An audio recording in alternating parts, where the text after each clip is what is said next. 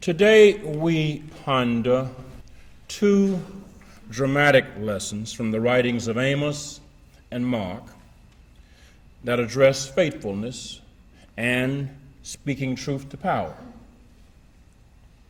Amos was what some people might call an outside agitator, and he really did fit the bill. You see, Amos came from Tekoa, a town in the southern kingdom of Judah, about 6 miles south of Bethlehem. Amos wasn't a priest, but he was a herdsman, he was a farmer. Yet this non-priest foreigner was inspired by God to be a messenger of divine truth and judgment to political and social and religious leaders in the northern kingdom of Israel about the glaring inequality in that society during the first half of the 8th century before Christ, during the long and peaceful reign of King Jeroboam II, which lasted somewhere between 788 and 747 BCE. Amos was not only from out of town, he was from out of the country. Okay? He came from outside the country. And so he did fit the bill of an outside agitator in that sense. Periods of peace from the threat of foreign aggression often coincide with financial prosperity. We call that, in today's terminology, the peace dividend. If you don't have a lot of wars to fight, you're supposed to have more money that you would ordinarily spend on war making and war preparations to spend on your domestic economy. And so this long reign of King Jeroboam II was a period of financial prosperity in the northern kingdom of Israel. But the prosperity led to glaring inequality between the wealthy people who lived in the urban areas and those who were poor. And that's what Amos came out of the country into another country and into the presence of powerful forces to challenge. Wealthy landowners had manipulated debt and credit to amass capital, and they used their wealth to oppress small farmers. And when the farmers weren't able to pay their debts, the wealthy merchants used their social and political influence to force the debt-ridden landowners off their ancestral properties. Sound familiar? Working people, debt, wealthy people, bankrolling debt, giving credit, calling in the credit, then putting the poor people who can't pay the debt out of their land and taking their property from them. Sound familiar? 700 years before Christ, or is it 2015? We get a sense for that social inequality at Amos' 2nd chapter, verses 6 and 7a, where the prophet pronounces divine judgment against Israel in these words, quote, "Because they sell the righteous for silver and the needy for a pair of sandals, they who trample the poor into the dust of the earth and push the afflicted out of the way," close quote. Amos was known for being very, very graphic and clear in his language. You'll get some of the most biting commentary you find in any of the Old Testament writings in Amos's writings. He called, called some people fat cows. And he was talking about the women, the rich women. Amos didn't cut his tongue short. He was really, he shucked the corn. And he didn't care how the corn was shucked. As you might imagine, that kind of preaching and that kind of commentary on behalf of the poor and the afflicted against the wealthy and the powerful did not particularly sit well with folks who benefited from the oppression. Now, while the poor were being oppressed by the wealthy in Israel, religion was going like gangbusters. Religion wasn't having any trouble at all. It usually happens that when there's prosperity in the country, religion goes well too. They were still having church and all the regular places. They were having big church. The society was celebrating the customary religious festivals, not only in Samaria, the capital city, but also in Bethel, near the southern border of Israel. And at Bethel, there was a priest named Amaziah that was serving the temple there. Our lesson from Amos today involves a dramatic encounter between Amaziah, the royal priest, because the king had established a shrine at Bethel. And that's where, it was politically religious shrine. It was a politically correct shrine. Amaziah was the king's priest. And we have a challenge, a confrontation between Amaziah, the king's priest, and this out-of-town, out-of-country, jackleg preacher named Amos. Jackleg is what we used to call him in the country because he hadn't been to school. Amos hadn't been qualified by the seminary. He hadn't been double-dipped by the priesthood. He was just showed up from out of town and said, "Thus saith the Lord." You can imagine how the showdown looked.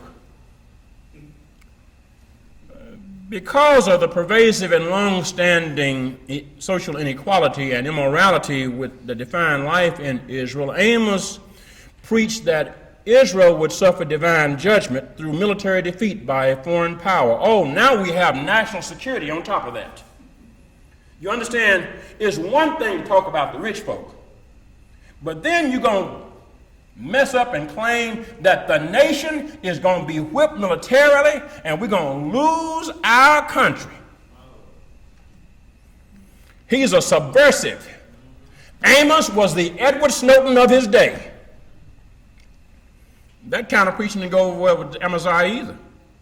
So Amaziah sent word to King Jeroboam II that, quote, "Amos has conspired against you in the very center of the house of Israel. The land is not able to bear all his words.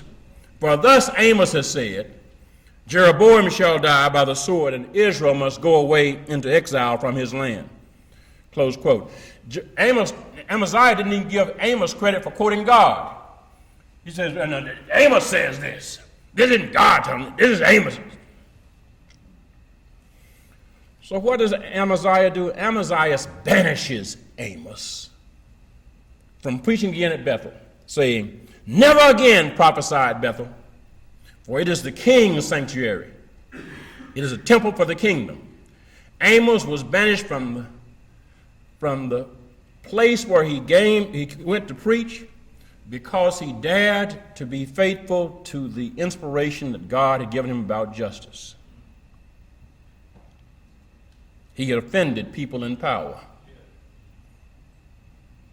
Amos was banished. John the Baptist lost his head. John's problem was that John had denounced Herod Antipas, who was the son of Herod the Great, for eloping with Herodias, who was his half-brother's wife. Now, Herod Antipas had first been married to a daughter of an Arabian king. But while visiting his brother Philip, Herod had an affair with Philip's wife, Herodias. And the two eloped while married to other spouses at the time. I tell you, you can't beat the Bible for good drama. You just can't beat the Bible for good drama. Now, their relationship was more than just a private affair. Herodias was a royal bride. She had been given in marriage by her father, an Arabian king. Those kind of marriages always had international significance. Okay? So for her to run away with Herod Antipas was an affront to her daddy and to the government that had given her in marriage to Philip. That wasn't all. Herodias was married to Philip, and Herod was married to somebody else too. So there was an issue of the Jewish law about adultery. No small matter.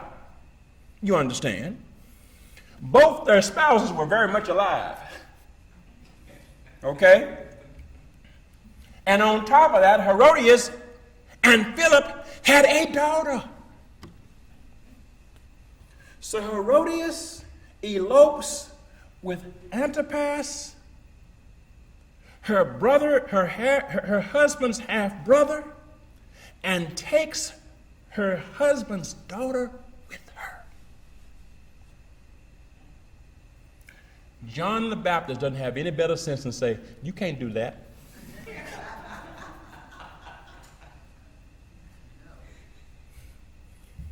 You notice how Amos and John the Baptist sort of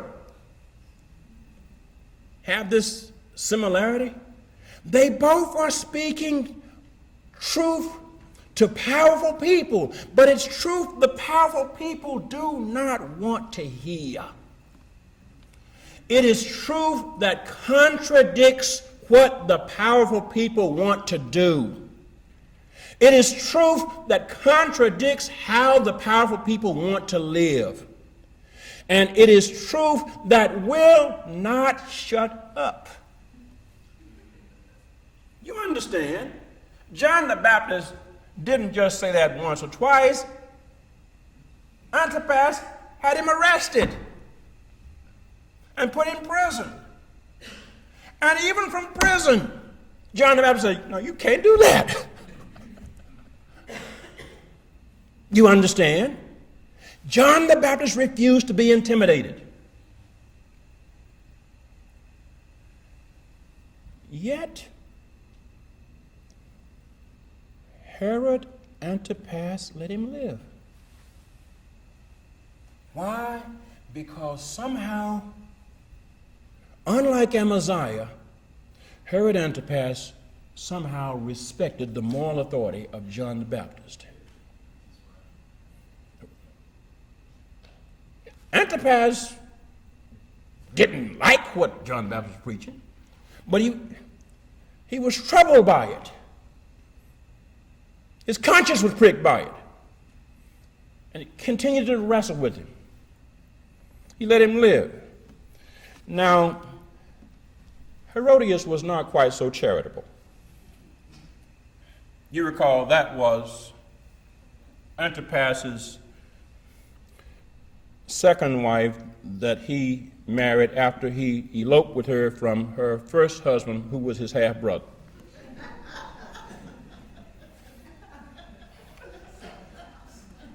I just got to get the relationships right, okay?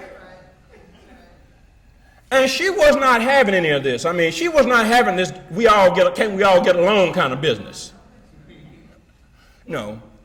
Here John the Baptist is in the prison, get 3 squares a day on the government, and telling her husband, you can't be doing this. And she's fuming. And she wants to have him killed, but Herod won't kill him. He won't kill him. Now, you know how it is when you have a spouse who you want to do something and they won't do it. The more they won't do what you want to do, the more you want it done. All right. Will you take out the trash? Now, if you don't take out the trash now, the longer it is when you take out the trash, the more they want the trash taken out right now. And the next time they take out the trash. It is not, will you take out the trash, please? Why don't you take out the trash? This is a mild way of characterizing how Herodias probably related to her dear husband Herod Antipas as she watched Antipas dither about whether to kill John the Baptist. If you allow me to use a Griffin paraphrase, when are you going to kill this man? He's disrespecting me, disrespecting you, disrespecting us, and you got it down there, feeding him. And you have the nerve to talk to him and bring him to have conferences with him. He's disrespecting us. Kill him. No, baby, I'm not going to kill him. Why don't you kill him? He just something about him. Well, if you get rid of him, you won't have that to worry about. Kill him. Herod did not kill John the Baptist because Herodias wanted him killed. However, John the Baptist was beheaded. Why? Well, you see what happened in the story. Herod had a party for his birthday, invited his most privileged courtiers and noblemen, his big shot buddies, come hang out with him. You know, they probably had some good food, had a little spiked punch. The libations were flowing a little bit good. And Herodias comes in and provides entertainment. She's the dinner entertainment. And she dances. She dances. Salome dances. Herodias' daughter dances. She dances so pretty, and she just moves her stepdaddy's heart so much that he says, baby, whatever you want, I'll give you. And the girl doesn't know what to ask for, so she said, let me go ask Mama. Mama knew. Mama, what should I ask for? Baby, go tell your stepdaddy you want John the Baptist's head on the platter. And there she goes. I want John the Baptist's head on the platter. Now, the man who did not want to kill John the Baptist had a moral dilemma. Do I risk losing face with my buddies and go back on my word, my rash word, and grant this wicked request, which he surely must have known came from his dearly beloved? Hello? She had to take a pause to go talk to Mama, who he knew wanted John the Baptist killed, in order to find out that's what she wanted. So he knew where the request came from. Where do I simply say, no, baby, I can't do that. I'm not going to do that. But because he didn't want to go back on his word, because he wanted to look big with his buddies, remember how we do in power? When we're in power, we have to look like we got it going on. Hello? He said, okay. And John the Baptist was beheaded. End of John the Baptist, but not the end of Herod's troubles with John the Baptist, because the act haunted Herod. Herod was troubled. See, even powerful people have consciences. Even powerful people can be moved by the moral weight of their immorality. And so it came that when Jesus came on the scene, healing and preaching, and the news got word to Herod, Herod thought, oh my God, John the Baptist come back to me. He's back. He's back. You see, you said, oh, no, that's superstitious. Excuse me. Yes, it was. However, it shows the power of his conviction that he was wrong. Why I tell you about this? You and I are in the same situation as Amos and John the Baptist in life as we deal with powerful people and powerful forces. And the question each of us has to deal with is, how will we relate to the issues of justice in our time and place? Will we knuckle under and go along?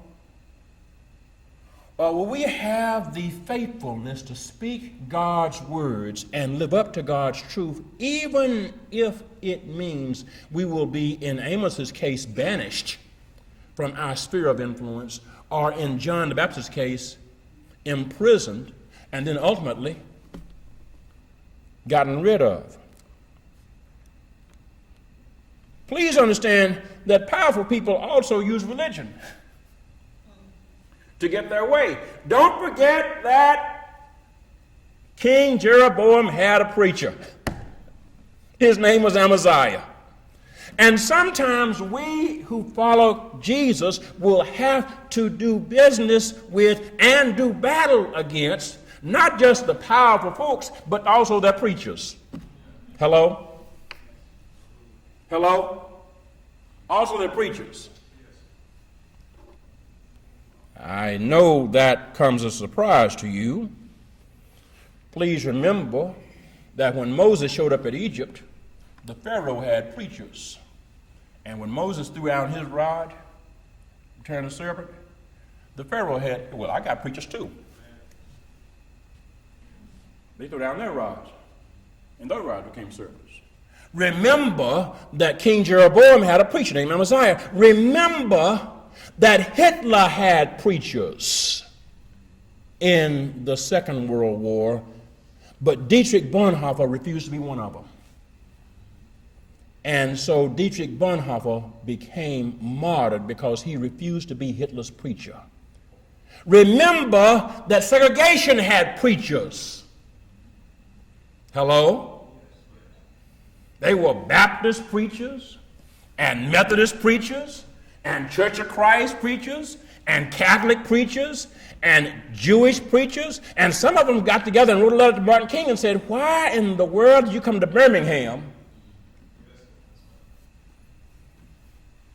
to challenge the way things are? We powerful folk down here, and we get along. We don't have a problem with our dark people until you show up in town. This was not from the business leaders, this was from the preachers.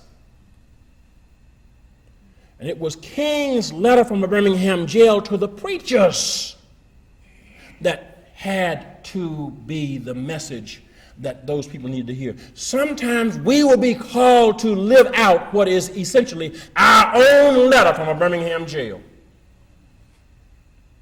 He was in jail, and he literally smuggled out excerpts of the letter when his visitors came to see him.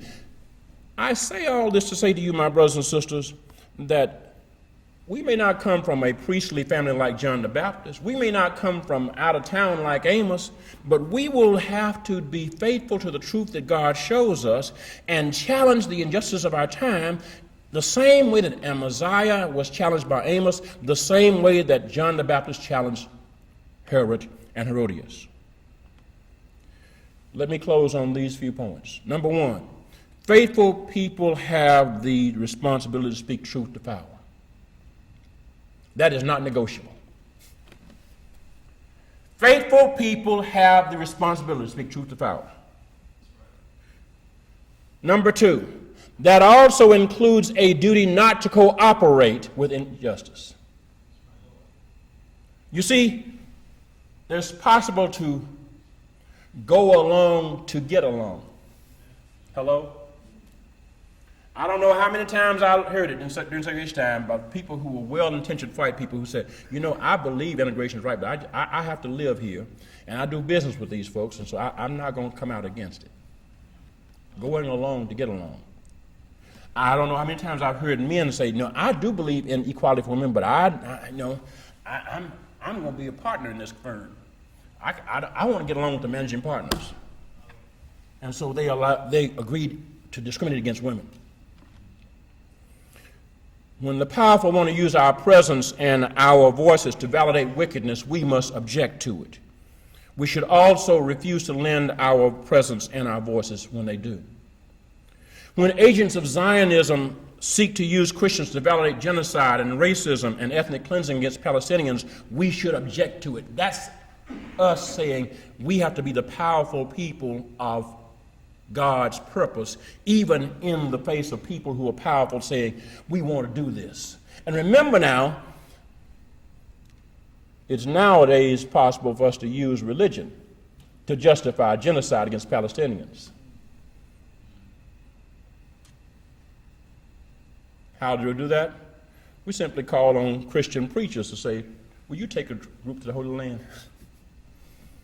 The government of Israel will pay for a pastor to bring a group to the Holy Land in order to sell Israel's view of the Palestinians. And preachers get an all expenses paid trip free. We have to be willing not to go along in order to get along. And when people invite us under the guise of religion to validate discrimination against people based on sexual orientation and gender identity, we have to refuse to lend our presence and our voices. You've heard about this complaint. All marriage equality is going to cause our Christian businesses to go out of business. Heard about the Christian baker in Oregon who went out of business because they got a judgment against him because he refused to make a wedding cake for two lesbians. And folks said, now it's Christians are being attacked. No. You cannot discriminate and use religion as an excuse. Remember, we dealt with that against black folks. So it's not an attack against religion, it's an attack against hatefulness. And we have to not get hooked in. What am I telling you? We live in the tradition of Amos and John the Baptist and a guy named Jesus. Oh yeah, Jesus, which is a nice place to end. Jesus had a meeting with Herod later. You recall when Jesus showed up and Herod heard about him, he thought John the Baptist had come back. So on the night that Jesus was arrested, imagine how Herod felt when he heard, hey, we got Jesus. Herod wanted to meet Jesus. He wanted to talk to Jesus. And guess what? Jesus refused to even speak to him.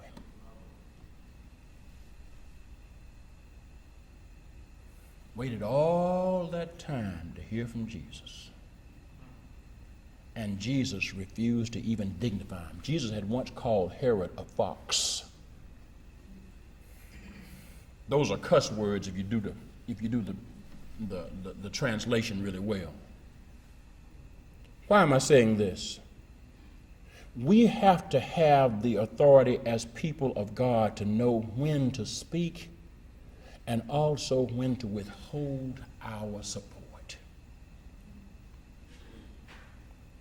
And sometimes we can give a judgment by our silence. Herod went to his grave not hearing from Jesus. Jesus went to his grave condemning Herod. And in doing so, he proved the truth of God's power over the powerful lies of Herod. That's our call, to live out the truth and confront the lies, no matter how powerful the liars may be.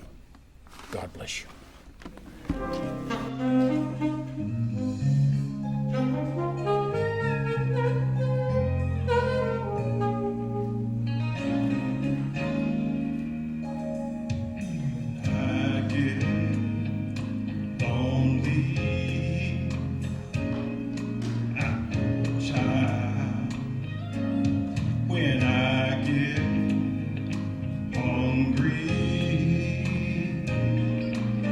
your child.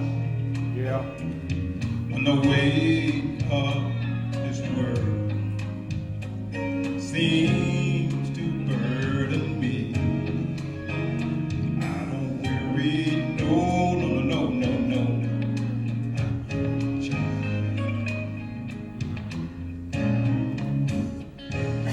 Friends have departed. I'm your child. When I get broken hearted, I'm your child. When the weight of this world seems to burden me, I don't worry about tomorrow. I'm your child.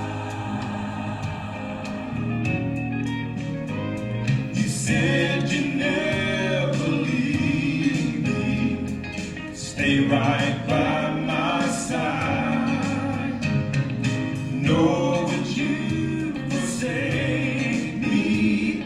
You're all I can rely. Even when I stumble, you never let me fall. Then when I cry out to you, I know you hear my cry. That's why I don't worry.